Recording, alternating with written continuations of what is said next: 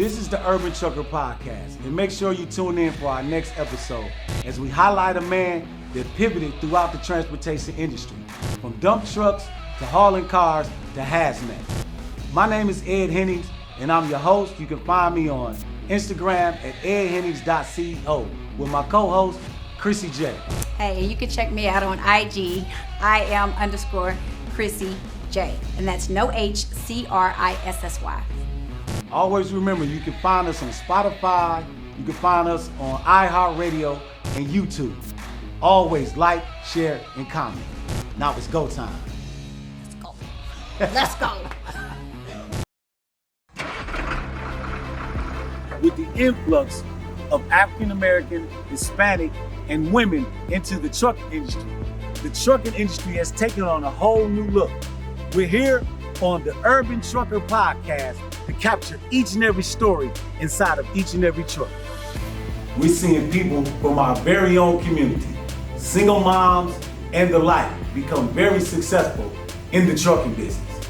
That story of redemption, that story of overcoming the odds, that road to success that each and every individual took to be successful in the trucking business. If you put the same amount of effort and hustle into everything else you do into the trucking industry, you're gonna make it. Everybody want to be the boss, but they don't know the boss eat last. I believe that everybody can make it in trucking, but it's the way you go. I let my business take me where I want to go. The trucking game is taking on a whole new look. Hey everybody, this is the Urban Trucker Podcast, where we highlight the new face of trucking. I'm Ed Hennings, and I'm here with my co-host, Chrissy Blue Jay. Today, we have my man who's been pivoting throughout this industry, making move after move. My man Dexter from Wayne Driver LLC. Wayne Driver LLC. How you doing today, my brother? All right. All right, man. Good to have you, man. Yes. I'm gonna let Chrissy kick this one off. You gonna let me kick it off to that? Okay. Well, something I learned. We had a brief conversation. We just go right into it, right? So I've learned so much with these interviews in the new trucking industry, and you said that you originally started off with hauling cars, right? No, Dumps. I started with dump trucks. Then the cars was the longest, right? Yep. Now you do hazmat? Yep, I pivoted over to hazmat. Explain to us why, and explain to us how important that is, and what made you go into that? Well, it's like, it's just about opportunity and just knowing when the industry's changing and you want to stay ahead of the game. Like you said, it's a hustler's industry, so you're always looking for what's next. So I seen that opportunity. I exhausted all my options with the cars, which I enjoy because I'm a car guy. Okay. So it's kind of, I didn't want to leave it alone, but I seen the opportunity and I see where the industry is headed, and it's an untapped market for us with the endorsements, the hazardous materials. They got a few restrictions and requirements that you got to qualify for, and with the recent law changes, it's not as easy as it was. Recent law changes such as what kind of? So the state of Illinois changed the requirements to get these endorsements. At first, you used to be able to walk in. You didn't have to go to a driver school just to get your CDL.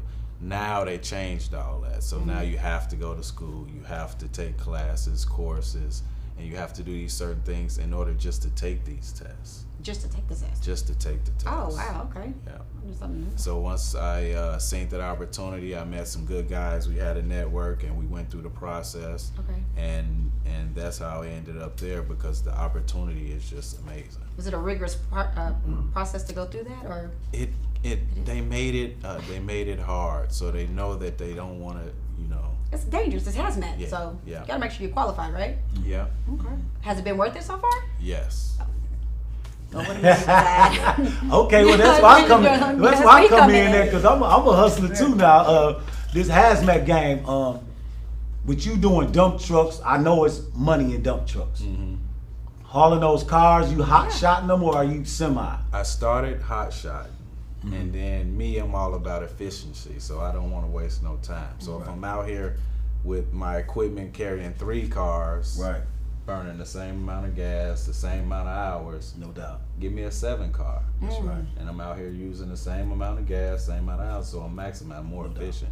So I went from the 3 car to 2 7 cars. Okay. And then Okay. Was that, now here we go. dump trucks was making this amount of money. Was hauling 7 cars more money than dump truck? Yeah. Okay. Yeah. So you did your 7-car thing for a minute, and that was good money. And then you leveled it up to the next notch, which was hazmat. Yeah.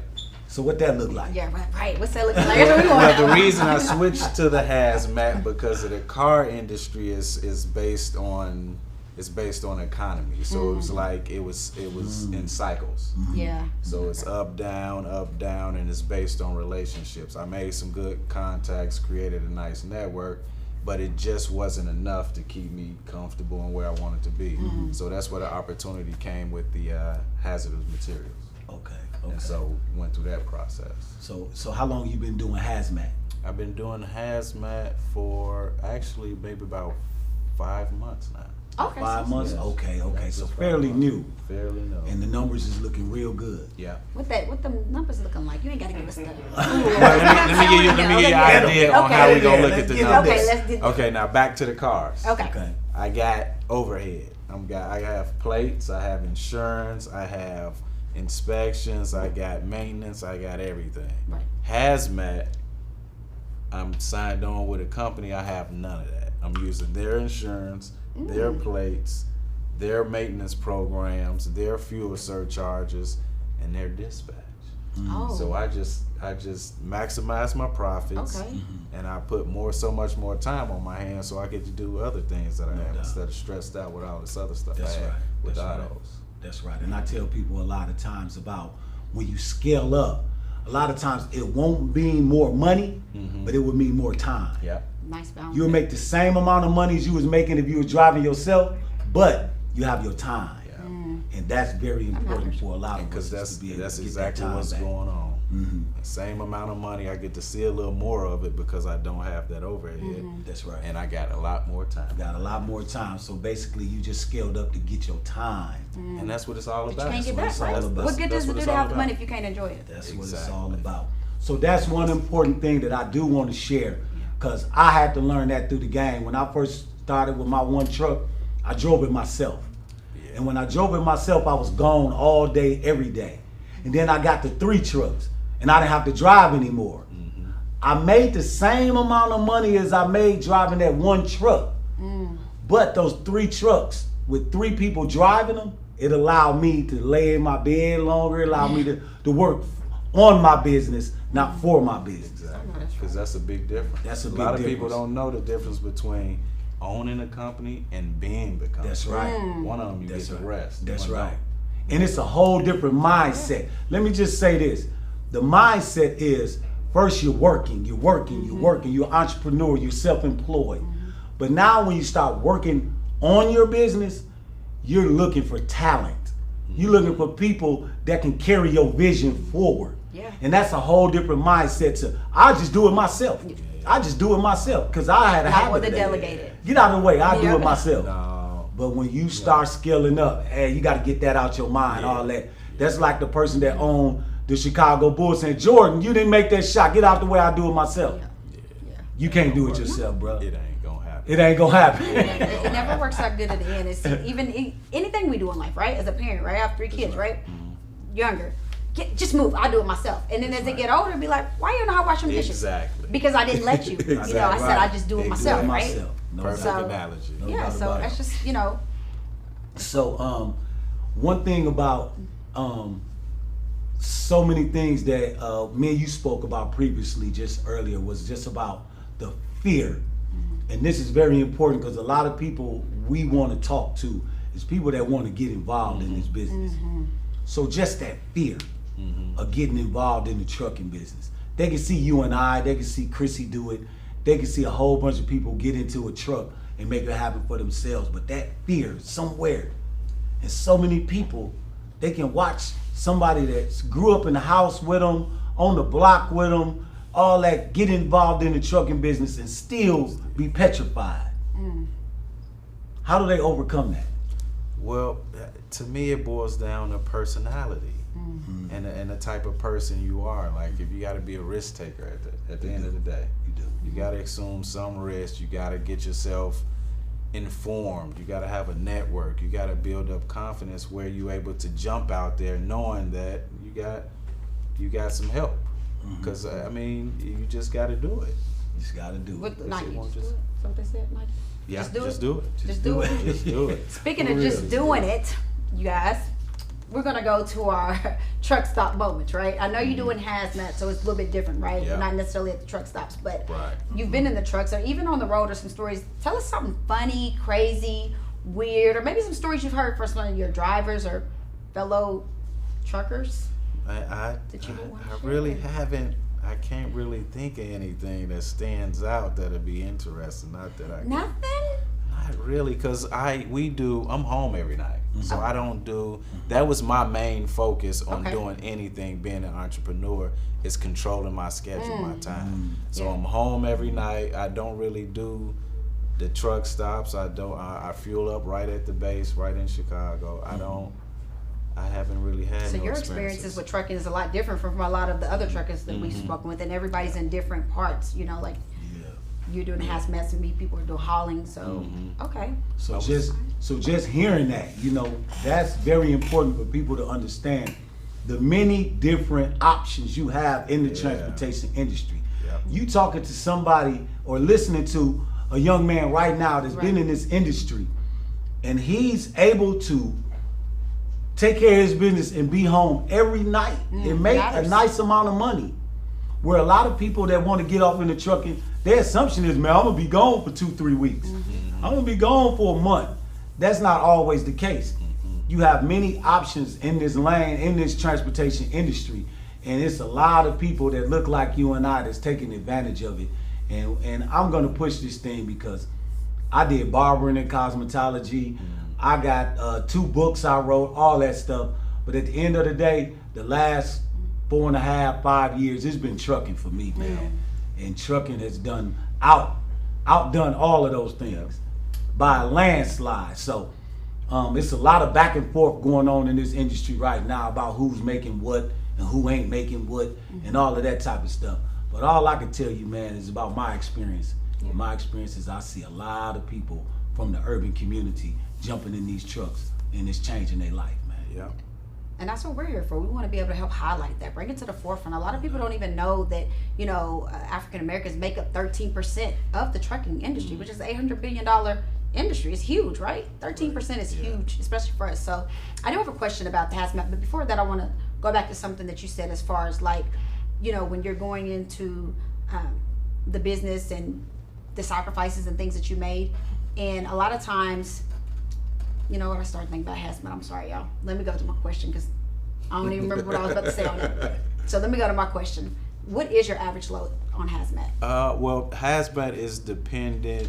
The load pay is based on your equipment. Okay. So it depends on exactly, because hazmat could be gas, it could be fuel, diesel, regular, or it could be caustic, some food stuff. So it depends on your equipment. So right now, the trucks I have, they don't have any equipment. So that means you're only limited to the loads that you're available for. So you can't do certain things because in order to unload or load certain things, you need certain equipment. Okay. So on average, I do everything by time. To me, everything is time. So if I'm out 8 hours or I'm out in my day from 8 to 10 hours, I know that I want to bring home at least $1,000. Okay.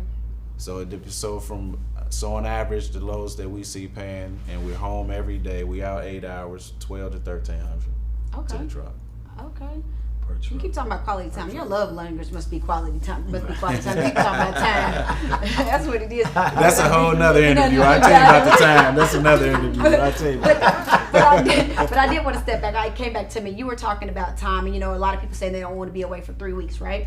And you think about these young kids, and I used to tell them, because I used to mentor a lot of, I said, would you be an NFL player? NBA, yeah. Well, where you think you're going to be? You ain't going to be home. You're going to be gone for a long time, right? So you just got to be able to make them see that and correlate it to something that they enjoy and say, that's an excuse. Yeah, you know what I that's mean? all it is. Right. Because if you was in the limelight and you were doing this, you wouldn't care about being gone for months. No doubt. Can't use that as an We'll excuse. be gone. You know? For sure. We'll be gone. It sure. takes sacrifices. And I For heard sure. you mention when you was in the trucking space, when you was moving and hauling the trucks, you was just talking about the network that you built. And this industry, relationships is gold, right? So that network, let's talk about your network, man, and just how important that is. Well, just in any industry, in life, not just trucking, not just film. It's everything is based on your network. It's based on who you got, where y'all could build off each other. So what I was able to do with the cars, I built a network of customers who called me directly. So I didn't have to depend on the load board. I didn't have to depend on central dispatch. I got guys who called me. I gave quality work. I gave them updates. They liked how I moved. So they'd wait for me. So I had work. I had plenty of work. That's what's up. So that was the network that kept me successful when it came to the car. So but I use that in life. I build bridges. Yeah. It's all about your and anything you do, it's about your network. Well, That's right. Your network equals your net worth. Yeah. So that goes. That's right. And you built and you built that network off of being reliable. That's it. Yeah. You know, Just honest, just reliable. since I've had my trucks running, I've taken care of companies myself personally. But some people that I've hired didn't uphold that standard. Yeah. And they said, Ed, don't send them back. Yeah. We good with you. Yeah. Right. But your not guys, him. Just not him. don't send them back out here. So that's that network that you're talking about, and how you got to build it and keep it going. Is that even if you send one of your guys out there to do the job, they have to maintain that standard that you established. Yeah, because with cars, it's so fickle. Like, just for a quick example, I had, and I don't like to use employers, employee. I don't like to say I'm the boss. I look for partners. Yeah. So everybody, I let's do this partnership. Okay. You're gonna have a little more responsibility. I'm gonna pay you more. You get more percentage. No doubt. But I had a partner of mine damage the car. And exactly like you said, the guy called me. He was like, "We cool. We gonna square it away, but don't send him no more. That's right. Don't go get my car. I want you to go get That's my right. car. So if you can't do it, I Right. don't want nobody else to do it." And I was like, "You got That's that. it. That's You real got talk. that." So Yes, I sir. knew exactly what you was talking about. Yes, But the fact that you built that relationship, that even though a car was messed up, they said, you know what, we still gonna work Yeah. with you. You know, Yeah. we understand it's not you. That's huge. Yeah. It's basically sales. You know, what's the biggest compliment that you have in that is referrals. Exactly. Them to keep coming back. You know, so Yeah. like you said, you didn't have to go through the normal routine of what you would normally have I to didn't go have to through. go They call through you insurance. directly. I didn't have to do all that. It's just, But that's a representation on me and how I handle business. That's right. That's what's That's up. right. That's right. You better up yourself. I know that's right. You better tell them. You gotta. Yeah, and one last thing for me is just I've been in last mile deliveries going to my 5th year. Okay. I haven't pivoted. I haven't tried anything new. I've done Amazon, moonlighted, and done that on the side to add extra. But just like yourself, man, I've heard other people speak about just pivoting and being able to do that. Now y'all got me thinking, like, man, I need to make a pivot here soon. And I do have some other things outside of trucking going on, but within the trucking space, I have stuck with my niche. Yeah. And I've been running it, and, Yeah. and I think it's more because of the people that I have working for me. Right. You know, I got 2-man crews. Right. You know what I'm saying? So if I go to a single man truck, then that one helper guy, he out of a job. Yeah. So I don't want to even think about putting Right. nobody out of work like that, man. Right. They need that money. So I think that's what kind of holds me. You're gonna find somebody what to I'm delegate that to, Yeah, and then let them yeah. handle the other one. You Yeah. just continue to move Or forward. just with your right, other or things, add you know more what I mean? trucks Yeah. and just let them continue to do Yeah. what they Yeah. do and run them over here. But yeah, just you having that open mindedness to, Got to. keep moving along in that transportation space, touching all points of it. That's what's up. Yeah. Yeah. We say no fear, right? Yeah, Gotta no step fear out. at Gotta all. keep it moving Yeah, no at doubt. all costs. This has been inspiring. Man, wonderful, man. Thanks for joining us on the show. And just, I know a lot of this is social media. A lot of what we do. I go on social media. I post a lot of stuff about trucking. I post a lot of motivational things. I just try to draw people into the industry. Right. Especially minorities and women, because this is a new space for us to get involved in. And I always tell people, it's legit, it's real. Yeah. Real. So I don't know if you like recruit the way I do, but I know people are watching. People are watching, they seeing the progress, they seeing everything that's going on with you and your company, and they say, man, that looks good. That looks good, but I'm always recruiting. I always trying to get people to get involved in the transportation industry. And you know, like you said, some people have fear. Some people call you up and say, man, you got a course, you got a class. Do you have anything like that?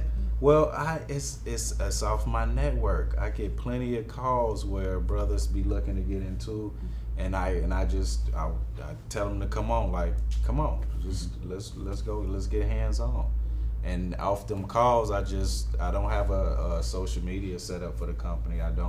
It's just word of mouth. No doubt. And I just do what I can. They gonna call, they gonna come, they gonna recommend, and it just keeps going. I'm about that energy, just reciprocate, just keep it moving. That's what's up. So you don't have a class. You just say, come on in, man. I'm gonna show you how this game goes. No, but if we want to get a class going, then that's what we got to do. Right. That could be another option. That's another pivot right there. Thank you. I There you appreciate go. that. Yes, sir. Yes, sir. We See can what do we that. do? Yeah. See what we bring?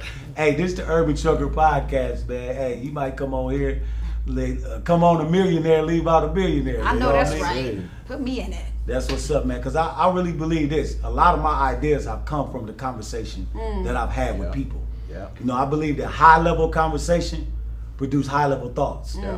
Because if I'm talking to people that's on a higher level, it's going to get me to thinking. Yeah. And once I start thinking on a higher level, my ideas are on a higher level. Yep. You know what I mean? So having a platform like this to engage in conversation with people like yourself and other people in this industry that have blazed the trail for so many that's coming into it, man, just being able to have a conversation with you guys, and it just keeps my thoughts going up higher and higher, and I know my ideas come with my thoughts. Yep. So man, I appreciate the Continue to time elevate. you spend. Exactly.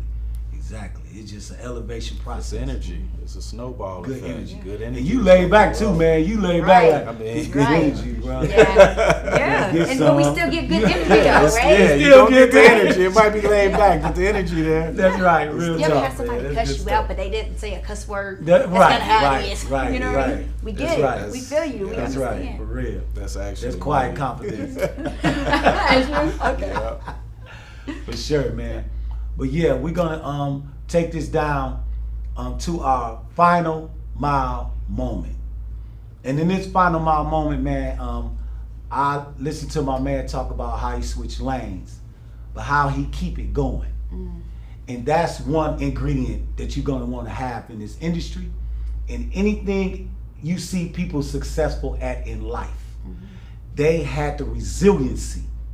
They had the ability to hold on long after so many other people had given up. So when you see somebody and you see them successful, the first thing that's gonna come to your mind is how smart they is, how talented they are, how many breaks they caught. When all actuality, they held on through all of the adversity. They fought through all the tough times and just did not give up. That's gonna be the deciding factor more than anything that you're gonna do in this industry or anything else in life. How long will you be able to hold on and keep going? Those that make it, hold on and fight through it. Those that don't, gonna give up.